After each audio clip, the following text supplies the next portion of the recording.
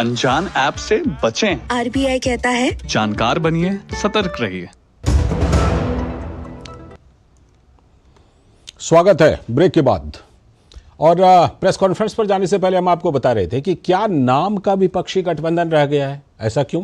क्योंकि कई राज्यों में एक दूसरे से गुत्थम गुत्थी करने के लिए तैयार दिखाई पड़ रहे हैं। जुड़ रहे हैं हमारे सलाहकार संपादक विनोद मिश्र जी इस पर चर्चा करने के लिए, और साथ में विजय कौशिक जी, कांग्रेस नेता। बहुत बहुत स्वागत विजय जी इस चर्चा में आपका। मैं चर्चा को विस्तार देता हूं विनोद जी के जरिए। विनोद जी, जिस तरह से कि अब देख रहे हैं कि शायद महाराष्ट्र में बातचीत चल रही है, बिहार में हो सकता है बात बन जाए, लेकिन जहां बात नहीं, दिल्ली में बात बन चुकी है, यही 3 है जहां पर, और एक तमिलनाडु भी ले लीजिए, ये 4 है जहां पर बात बनी है। बाकी सब जगह पर बात बिगड़ चुकी है लगभग।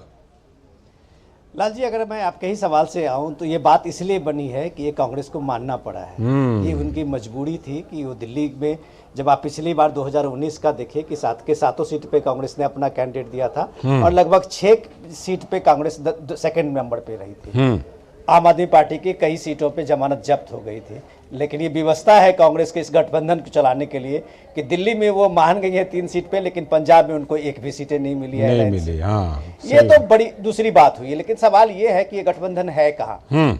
1 साल पहले जो 28 दलों के नेताओं ने अपने को एक महागठबंधन के रूप में इंडिया गठबंधन नाम दिया था और इस गठबंधन को लेकर जो जोर शोर से अभियान शुरू किया गया था, ये सबसे बड़ा सवाल तो आज उनके सामने में है कि ये गठबंधन है कहाँ। क्या ये गठबंधन बिहार में है? क्या ये गठबंधन आसाम में है? क्या ये गठबंधन पश्चिम बंगाल में है? क्या ये गठबंधन और दूसरे कई राज्यों में है? तो ये सवाल पूछते हुए जब लोग पूछेंगे कि गठबंधन कहाँ है, तो फिर ये शायद ये इंडिया गठबंधन कहने में अब शायद संकोच करे। ठीक है, तो यही वाला सवाल जो है, पहले एक बार मैं जरा जवाब लेता हूं कि क्या विजय कौशिक जी जो शुरू से इस तरह कांग्रेस के झुकने के खिलाफ थे, उनको कहीं गठबंधन नजर आ रहा है कि नहीं? विजय जी, आ रहा है कहीं पर ये विपक्षी इंडी गठबंधन नजर? आपको अगर याद हो तो मैंने पहले भी कहा था कांग्रेस पार्टी की तरफ से कि भी हमारी प्राथमिकता इस बात को लेकर रहेगी कि जितने भी क्षेत्रीय दल हैं जो हमारी विचारधारा के मुताबिक हैं, जो कांग्रेस का नेतृत्व स्वीकार करने के लिए तैयार हैं, हम उनसे कुछ प्रदेशों में गठबंधन कर लें और बाकी देश में लड़े। अगर आपको याद हो तो अब हमारी बातें याद है, हमारी पार्टी आज उसी रास्ते पर चल रही है कि भी जहाँ क्षेत्रीय दल हमें बड़ा भाई मानकर, हमें अपना मानकर हमारे साथ। दिल्ली में कहाँ बड़ा भाई माना? दिल्ली में तो आपको छोटा भाई बना दिया 3 सीट दे करके। देखिए लालचंद जी, ये वक्त बताएगा। क्या पता हम तीनों सीट जीत जाए और केजरीवाल एक भी ना जीत पाए। नहीं, केजरीवाल जी भी जीतेंगे, ऐसी बात नहीं है। गठबंधन इसलिए है क्योंकि कांग्रेस का जो वोट बैंक है उसका एक बड़ा फायदा हमारे सहयोगी दलों को भी मिलने जा रहा है। अच्छा। और सहयोगी दलों का जो वोट बैंक है वो भी हमें मिलेगा निश्चित तौर पर। और हमने आपको पहले भी कहा था कि हमारी जो लड़ाई है वो देश बचाने को लेकर लड़ाई है।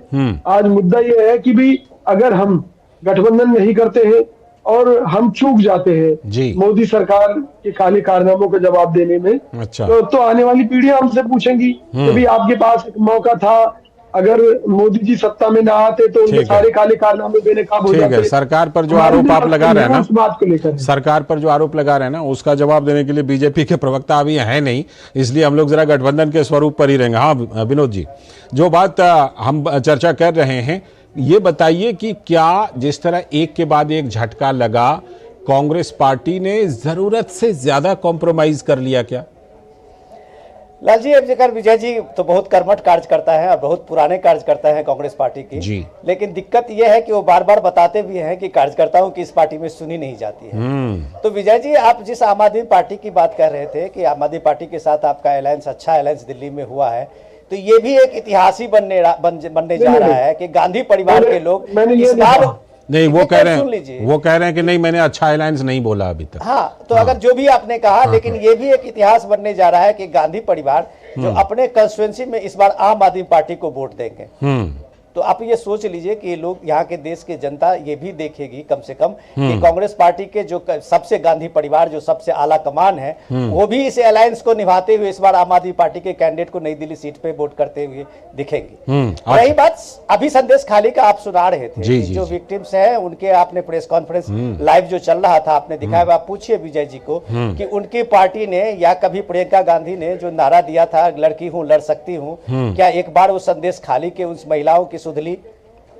एक आप शब्द अगर तक नहीं व्यावहारिक आया। रूप से, इसलिए आपको सीपीएम ने कहा है कोलकाता में, पश्चिम बंगाल के में जब आप अलायंस की बात कर रहे थे पश्चिम बंगाल में, तो उन्होंने कहा कि साफ दो टूक में कहा कि आपकी मांग अव्यावहारिक है। इसका मतलब सीधे सीधे उन्होंने कहा कि आप कभी भी किसी सीट पे लड़ने के लिए आपने कोई जतन ही नहीं किया है, कोई कोशिश ही नहीं किया संगठन के रूप में। और आप अगर आप ये देखिए कि पिछले एक महीने से संदेश खाली को लेकर इतने जबरदस्त वहां के लोकल लोगों ने आंदोलन चलाया है, महिलाएं किस तरह से घरों से बाहर निकली है, क्या कांग्रेस पार्टी का कोई भी नेतृत्व दल कभी संदेश खाली जाने की कोशिश की? बिल्कुल, एक ये रंजन सवाल जी उठा। का अगर उसने कोशिश की तो कभी कांग्रेस पार्टी के आला कमान ने उसको सपोर्ट नहीं किया।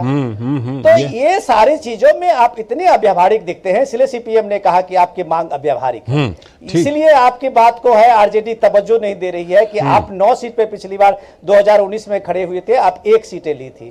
तो आप जिस तरह से सीटों की गिनती, अभी आप यूपी में ही देख लीजिए, 17 सीटें आपको समाजवादी पार्टी से मिली है, लेकिन आप अभी तक आप 2 लिस्ट में एक नाम यूपी का तय नहीं कर पाए हैं। ठीक है। तो ये सारी चीजें जब आप देखते हैं, तो इसलिए हमने आज का सवाल आपके सामने रखा कि ये गठबंधन कहां है, कहां पर है ये गठबंधन कहां है? ये अगर आज हम लोग पूछ रहे हैं, तो कल जब इलेक्शन का बिगुल बजने वाला है ऑफिशियली, तो फिर शायद लोग जरूर पूछेंगे कि इस गठबंधन का अब नेतृत्व कौन है? जी बिल्कुल बिल्कुल, आप ही के पास जवाब के लिए ही तो मैं आ रहा था। दरअसल तो वही जो कुछ राज्य जो दिल्ली, तमिलनाडु और 1-2 और राज्य हैं, अभी बिहार और महाराष्ट्र में तो खैर बातचीत चल ही रही है, उसके अलावा तो ये गठबंधन कहीं नजर आ नहीं रहा। विजय जी दीजिए जवाब।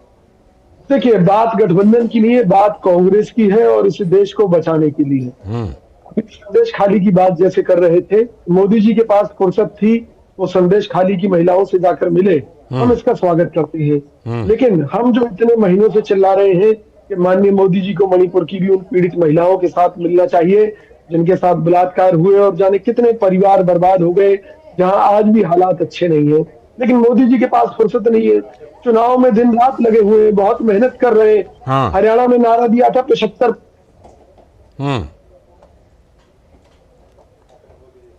आपकी आवाज नहीं आ रही है,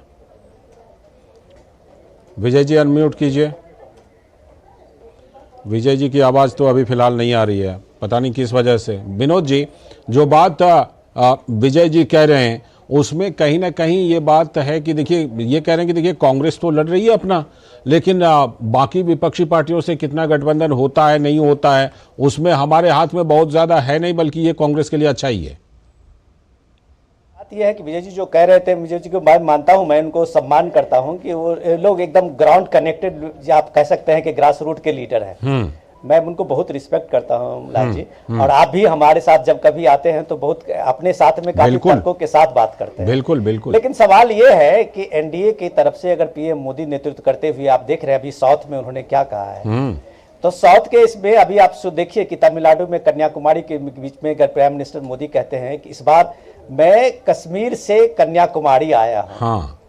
तो आप ये देखिए, कभी वो 91 की बात कर रहे थे जिसमें वो कन्याकुमारी से कश्मीर का एक यात्रा की उन्होंने शुरुआत की थी, और यात्रा से चलते हुए आज वो कश्मीर से कन्याकुमारी जा रहे हैं। तो ये एक बदलाव की बात वो कह रहे हैं कि जब कश्मीर में पिछले दिनों उनका जो एक पब्लिक रैली थी और उसमें जो लोगों की आपने भीड़ देखी होगी जी, तो ये चीजें जब उनका दावा होता है बीजेपी 370, तो ये बताता है कि ग्राउंड पे उसके पीएम मोदी ने किस तरह से काम किया है।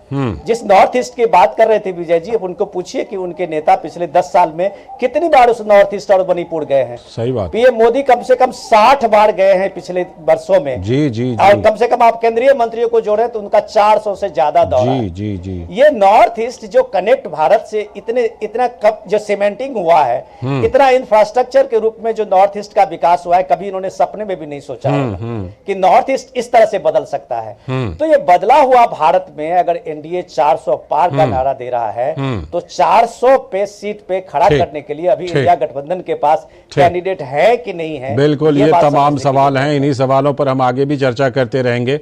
फिलहाल बहुत बहुत शुक्रिया जुड़ने के लिए विनोद जी आपका, और विजय जी का भी शुक्रिया। विजय जी की बातें हालांकि बीच में अटक गई थी, लेकिन बहुत बहुत शुक्रिया। आगे फिर हम लोग कभी इस पर चर्चा करते रहेंगे। बहरहाल बढ़ते हैं अगली खबर की तरफ, और अगली खबर जो है वो सीएए से जुड़ा हुआ है कि पाकिस्तान अफगानिस्तान से आए शरणार्थियों ने आज फिर से कांग्रेस और विपक्षी गठबंधन के नेताओं के घर के सामने विरोध प्रदर्शन दर्ज किया है। और वो लगातार विरोध प्रदर्शन क्यों कर रहे हैं?